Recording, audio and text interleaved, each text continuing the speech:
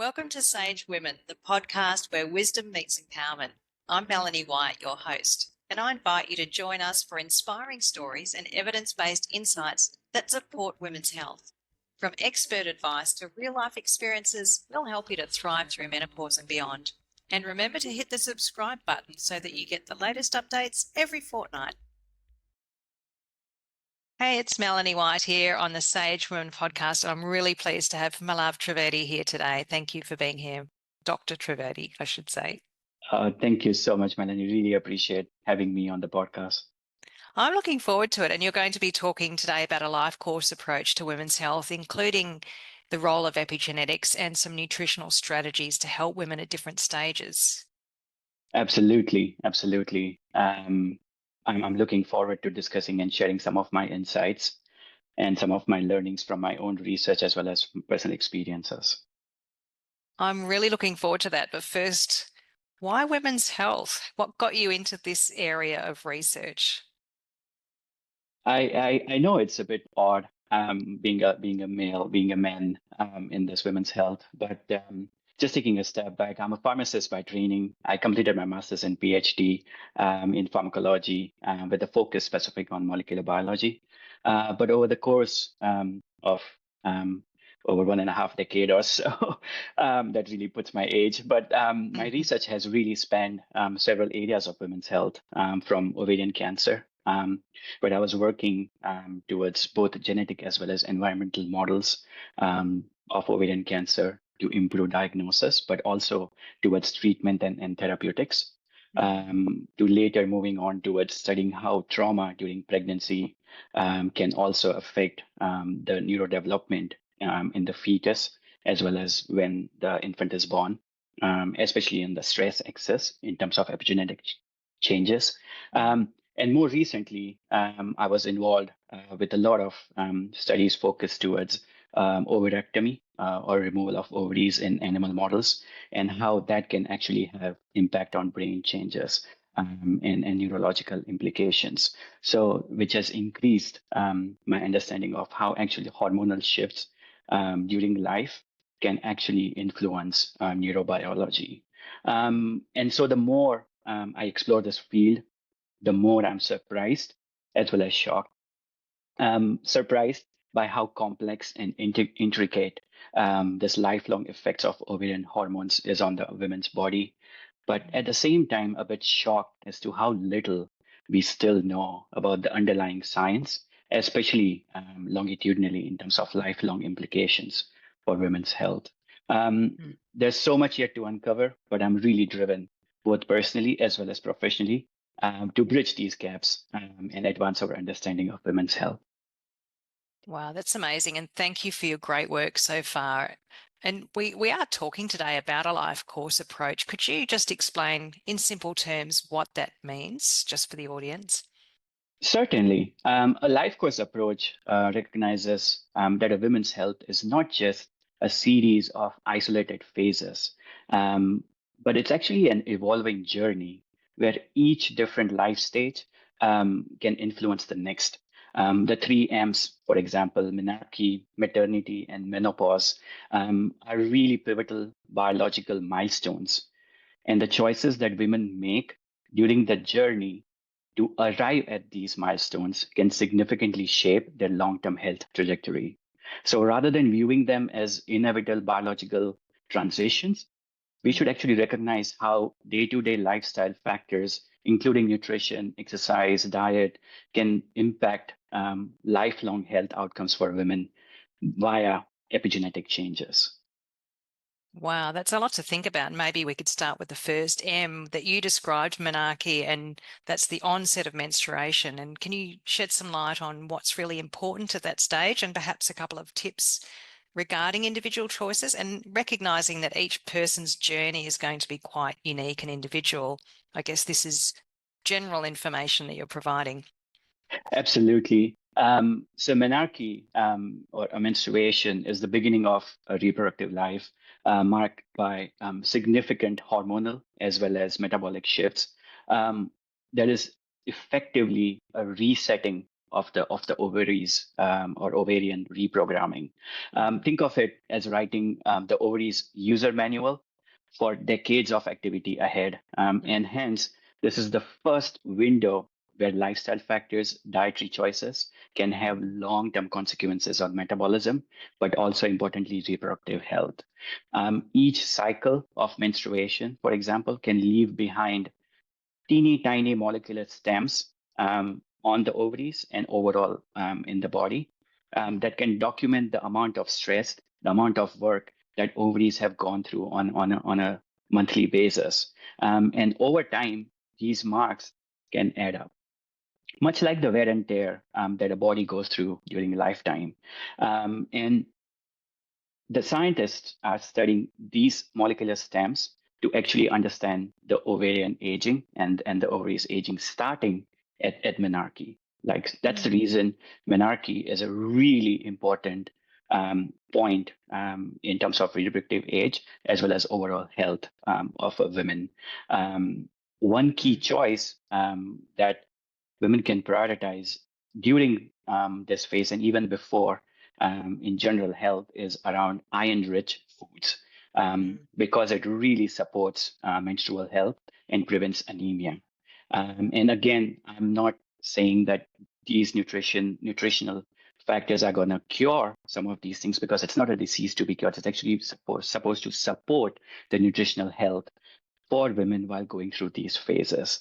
Iron absorption is also enhanced by vitamin C. And so incorporating foods like lentils or spinach or citrus foods can really optimize these iron levels as well. Really simple habits like these, again, this is just an example, but really simple habits like this can really reduce the risk of fatigue, cognitive issues, and even poor bone health later in the life.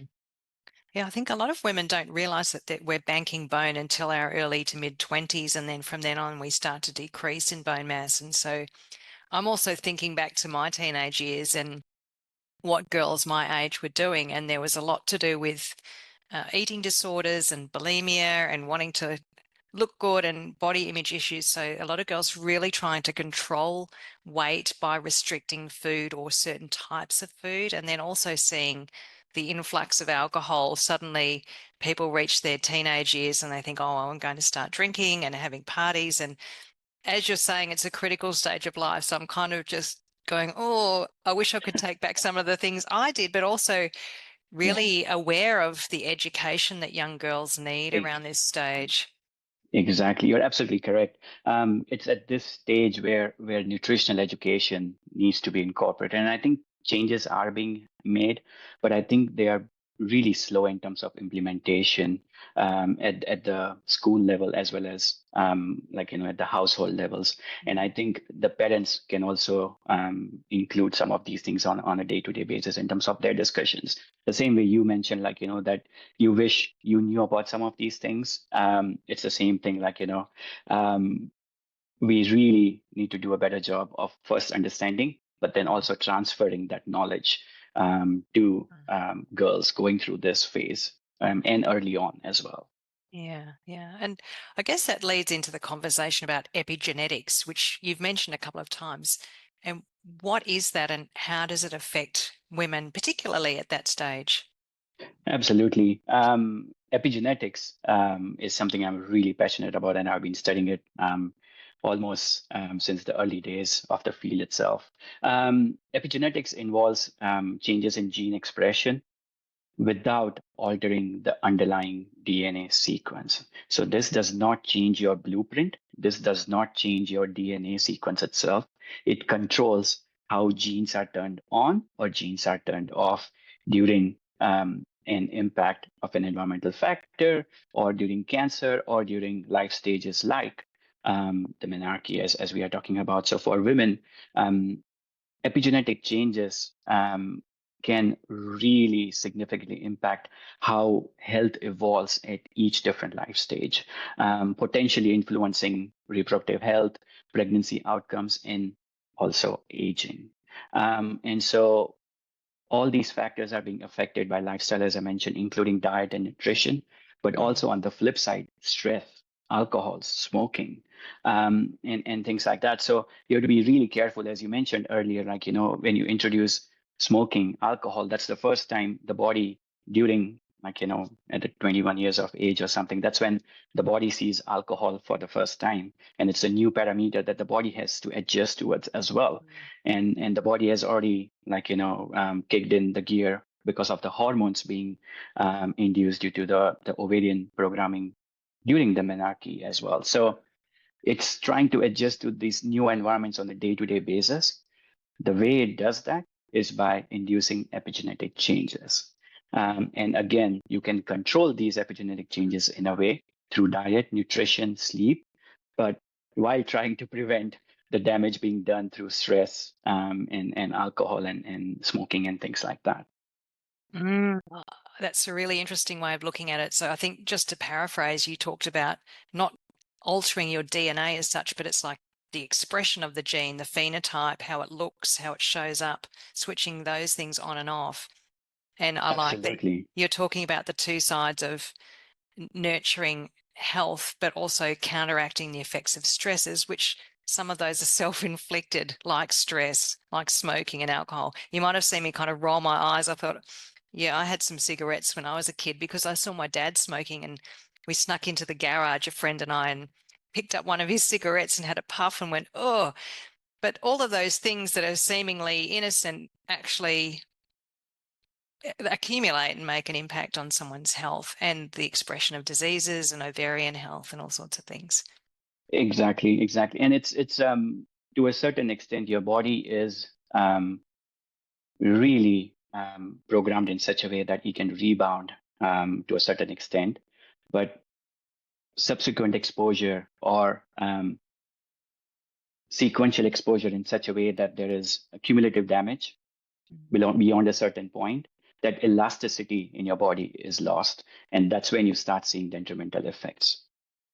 Right. So I think what you're saying is that things can happen, or you can do certain behaviors for a while, but the earlier you can adjust your habits and adopt healthier habits, you're then not accumulating those stresses that are going to make an impact later on. Absolutely. Ideal would be not to have those damages and not to have these Yeah. environmental insults, as we call it, on the body. But the sooner, as you said, like, the sooner you can get away from them, the better it is. Mm. And that really does, we'll talk about the other M's in a moment, but I'm just thinking that that totally does tie into what the research shows, that women with poorer health outcomes have lower health literacy. They have perhaps poorer socioeconomic situations, maybe unhealthy environments that they're living in. So definitely that's part of the work that needs to be done in educating women, is reaching those specific groups.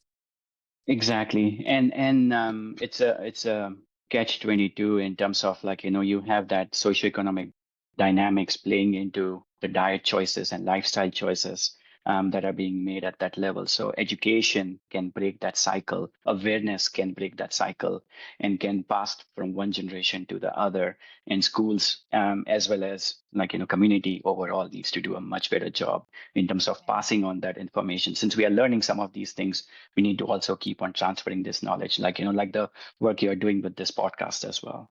Mm. Yeah. Yeah. Well, let's skip over into the next stage, which I was going to say the 30s, which it kind of is these days, but some women are still having kids in their 20s. Maternity, it's a really critical period for a mother and a baby, and there's a huge biological cost and investment of energy there. So how do nutritional choices at that stage impact health outcomes for women? Absolutely. Maternity is really unique because, as you just mentioned, like, it's not just about the women's health or the mother's health, if we may. It's also about her choices influencing the fetal programming, as well as the infant through the breast milk, if they can. This really determines the child's future risk for conditions like obesity, diabetes, as well as heart disease. One of the crucial nutrient, as you mentioned, is um,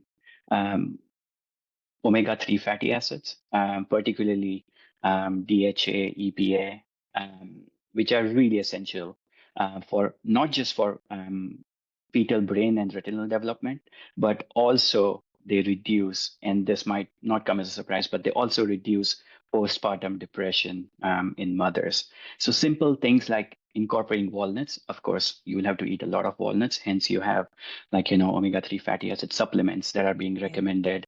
Um, and also considering for vegan or vegetarian, like there's algal based if they still can pass that Mm. in that, but definitely including walnuts and omega-3 fatty acids in diet can significantly impact both mother as well as babies long-term neurological as well as mental health. Mm. Mm. And what are some really great sources for women?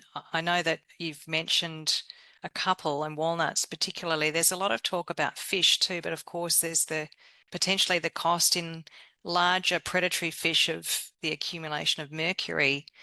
Do you have any insights on the best fish or seafood sources for women for Um, omega-3s? Salmon is definitely something that I've seen being recommended as a really rich source for omega-3 fatty acids. The concerns around mercury are present in, especially the levels of mercury within the fish. But definitely salmon is um, a good source for omega-3 fatty acids if you can avoid the mercury, because mercury accumulation, especially in the brain, as a heavy metal, does have some neurological consequences as well. Just interesting thinking about food choices, and then also within those food choices, for example, omega-3 or meat or fish or whatever it is, there's better quality choices to be made. So Exactly. we could go down a rabbit hole with that, but I think what you're saying is omega-3 as a primary concern can be really helpful for fetal development, brain health, and mental health for women. Exactly. Yeah, Exactly. yeah. And so women go through this phase, they raise their kids, and the next step is menopause. And we know that there are significant physical, mental, and emotional changes at this time of life, a huge energetic cost in going through this rapid process of aging or accelerated aging. Uh, how do epigenetic changes during menopause influence aging, and what are some nutritional considerations at that time? Sure. What you just mentioned, in terms of menopause, it is a huge mental and emotional shift, but coupled with that and underlying that is a biological shift that also occurs where estrogen levels decline, which can affect bone density, cardiovascular health, as well as cognitive health, which then leads back to that mental and emotional health. Interestingly, epigenetic research suggests that there is an acceleration of that biological aging during this menopause phase. But again, nutritional and lifestyle changes can definitely slow down this accelerated aging. But research still needs to be done in terms of that slowing down of accelerated aging. However, in terms of one of the really good choices that can be um, incorporated into diet are incorporating phytoestrogens or plant-based compounds, plant-based diet, including flaxseed, sesame seeds, or even soy to a certain extent. And the reason these really are helpful scientifically is because they mimic these phytoestrogens actually mimic the estrogenic activity that can then help alleviate some of these symptoms that are occurring due to menopause, like hot flashes, and also protect around the bone density.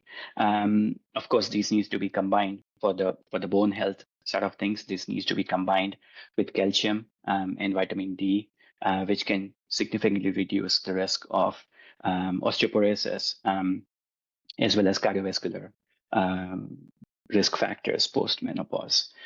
Um, one of the one of the largest studies that actually has been done on 70,000 peri and post-menopause women, which followed some of these healthy plant-based diet, um, really reported that there was a decrease in um, symptoms related to mood, anxiety, depression, almost by about 35% in Wow. perimenopause women and 44% in postmenopause women. They also incorporate some whole grains, some legumes, so fibers in the diet as well. But more importantly, night sweats, hot flashes, as well as chills were reduced by 30% in perimenopausal women, and fatigue and memory loss were reduced by 32% in perimenopausal women and 38% in postmenopausal. The reason I'm quoting these numbers is because it's really important. Like, some of these symptoms, and pardon, I'm a man again talking about these things, but some of these symptoms, like, sleep disturbances and fatigue and hot flashes and night sweats, can completely disturb a woman's lifestyle or day-to-day behaviors in terms of how they act, how they show up for themselves, but for others in a community. And if you can really change those symptoms or alleviate some of these symptoms, it can really help them um, on how they feel, and that really then can affect that mood and the emotional and the mental state. However, you also have to then consider how does the long term what are the long term implications in terms of the bone health, as well as, like, in terms of the cardiovascular risk. And that's the research that still needs to be done and is underway. Mm. Yeah, it's a good point. We know a lot, but there's so much more that we don't know. It feels like as we're uncovering menopause, it used to be considered to be a specialty, and now there are specialties within the specialty, drilling down into these areas and recognizing that we need to know and understand so much more about the last third or half of a woman's life Yeah, in terms of absolutely. biological age and the aging and how we manage that.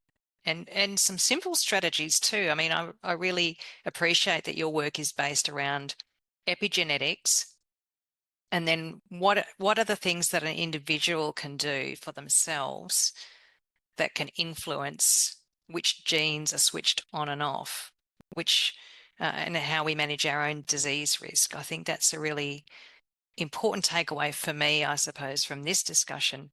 And I guess what I'm hearing you say is that the choices that women make at each stage of life and through the life stages are really critical for their health and well-being, their reproductive function, and the way that they age. Exactly. You really hit the nail on its head. Like, the three M's aren't just isolated phases, it's that journey. Those three M's are basically an intervention point or a checkpoint that allows women to evaluate their health and nutritional choices across the life journey, which are really important. Diet choices, nutrition choices, lifestyle choices overall are what are really important that needs to be considered. For example, poor nutrition at menarche or that early phase can really increase some of the risk factors towards PCOS. And towards the later down the road, towards menopause, it can affect osteoporosis.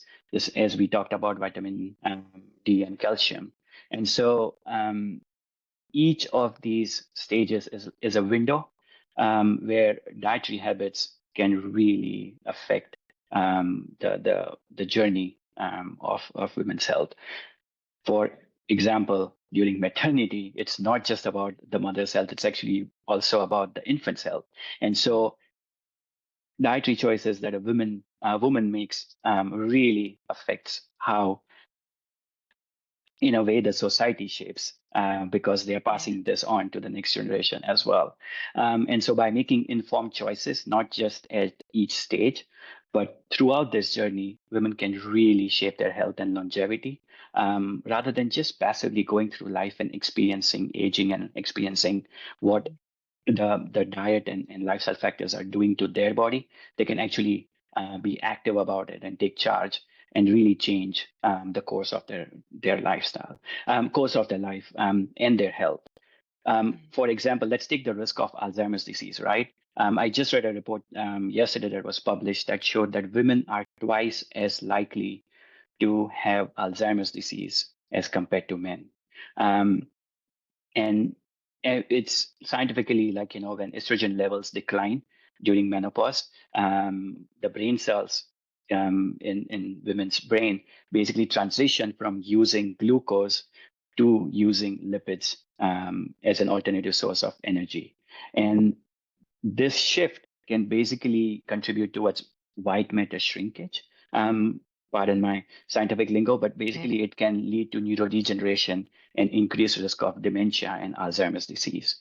Um, what's really sad is that women who actually have metabolic issues, such as high blood pressure or high cholesterol or dyslipidemia, are even at a greater risk of these neurodegenerative diseases. And hence the choices of diet nutrition that affect this metabolic disbalance in the body is really important in terms of the choices that women make, and so it's really beneficial for women to understand this and really implement this on a day-to-day basis. I want to ask you something about that, if I may. This conversation of switching from a brain using glucose to a brain using lipids. What are the implications for a woman's diet and how that should change? Sure. So some of the simple things, for say managing high blood pressure as well as metabolic health during midlife, are really important and crucial, because it largely comes back to that diet and lifestyle choices. So prioritizing a brain healthy diet, so rich in antioxidants, rich in healthy fats, as well as balanced low sugar, um, but healthy carbs to support and protect that cognitive function as women go through that menopause as well as post-menopause phase. It really sounds like the Mediterranean diet, if we were to simplify it. It's bringing in fiber, lowering the glycemic index of the diet, and making sure there's enough omega-3 and healthy fat instead of the trans fat. Nicely summarized, yes. Right. So I'm just thinking of what that looks like on a day-to-day basis. There's probably lots of tomatoes, legumes, bean salads, seafood, not much meat, a little bit of meat, lots of green leafy vegetables, some root vegetables, um, brightly colored fruits, citrus. Anything I've missed? I enrich Yeah. source as well as magnesium, vitamin B12 is important. Um, plant-based diet as well that can support that phytoestrogen side of things, that can also support towards cardiovascular health and mitigate this cognitive decline. So it actually covers a lot of bases in terms of health to follow that sort of an eating plan. Exactly, exactly. It's across the women's life journey that these nutrients can support, and not just during that phase, but also prevent some of these consequences that can happen later down during women's aging, health aging. Yeah, that's really interesting. What you're talking about in your work very closely aligns with the National Women's Health Strategy, of course, which talks about taking a life course approach to women's health and including other things than we've spoken about, but definitely thinking about reproductive health and the role of nutrition in that, and overall risk of disease is really important. It's been such a great discussion. Do you have any final thoughts for us to share with the audience? Sure. I do really want to thank you for your time, but with this last message, I do want to really encourage women to see all these transitions that they go through as opportunities for them to assess and reevaluate their diet and lifestyle choices and nutrition for their own body. These are these moments where really small, consistent lifestyle choices can create really long-term health benefits. A simple thing, health is cumulative. Epigenetic changes are cumulative, and every stage offers a chance to optimize a well-being. And so, by taking charge of nutrition, lifestyle, at these three M's, but across the women's health journey, they can really build a foundation for better health, resilience, and overall healthy aging and longevity, and be in active control of their life rather than passively waiting for things to happen to them. Yeah, I love that. It's so important that we're a bit more proactive instead of waiting for things to decline. And I know that we live with ourselves every day, and if we're going on a path of decline, that we don't notice it necessarily. It feels normal because we live with ourselves each day, but actually just taking stock of how things have changed, what our priorities are, and making sure we fit in a couple of those really great habits means that we're going to close the gap between health span and lifespan. That for women, I think it's 11.7 years at the moment, which for those listening who aren't aware, it means that a woman's last 11.7 years of life are generally in poor health, and we need to close that gap. And Malav, I love what you've spoken about because it really makes me think of the blue zones, and there are people in the world who eat and live a certain way, and they're living into old age, and they're living healthily. They can get down on the floor and get up again. They can perform the activities of daily life, and they've got that good foundation of healthy nutrition and lifestyle habits. So Absolutely. really powerful. Thanks so much for being on the episode today. And I'll look forward to sharing some details in the show notes, and also to be kept up to date with any of your future research. I know you're very prolific with publishing papers and very keen to see what you're coming up with in the next couple of years. Thank you so much, Melanie. Really appreciate. I'll also provide my details so that if they need to contact, if anyone wants to contact me and talk more about this, I'll be more than happy to. Only my problem is that I talk too much, so I always have to be careful. But I really appreciate this opportunity in terms of sharing some of my work and also sharing some of the insights that I have gained over the years doing some of this work as well. I'll also share some of the links in some of the studies that I mentioned with you, so you can also post it for listeners to read through. Thank you so much, Malav. I look forward to seeing you next time. Thank you.